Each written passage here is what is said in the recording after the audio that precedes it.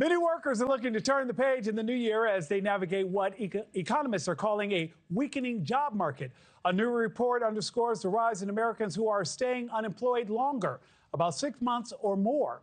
But our next guest is helping workers get a leg up to score the next offer.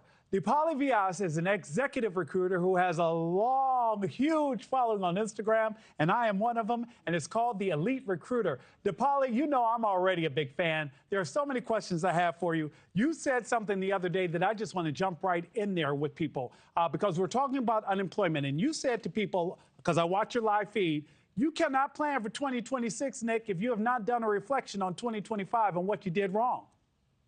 That's right. And Nick, thank you for having me. Look, I think we're in this job market. 2026 is going to be about selective stability.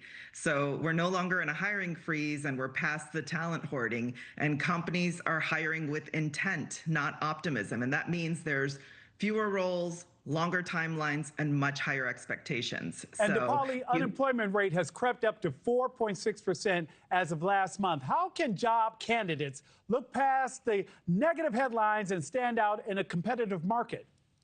Well, here's the thing. You have to stop playing the volume game in 2026 and start playing the value game.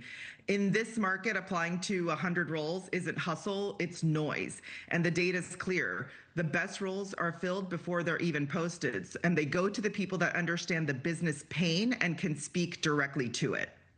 Deepali, you also said something too. Again, like I said, I did my homework, Deepali. 4 years, after 4 years, 4 years is about the time people stay on a job. After 2 years, your promotion probability drops exponentially. Talk to us about that. Yes, so loyalty is no longer a added bonus in your employment, right? Everyone is moving every 2 to 3 years, and those moves come with a 50 to 70% premium. So you have to think about what problem do you solve, who do you solve it for, and what changed because you were there. And that's the traction people are getting when they're moving. And that's how you pitch and package yourself in 2026. And Deepali, you also said something else. Being the quiet employee, invisibility is not an attribute. Yes, you have to stay visible. The entire job market has completely changed, and even your path to promotion.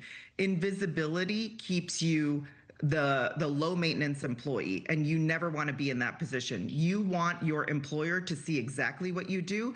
And I think the biggest line that I have here is every employee should speak in impact language and not effort language. That means don't just talk about your tasks, talk about how you're impacting the business. That's visibility.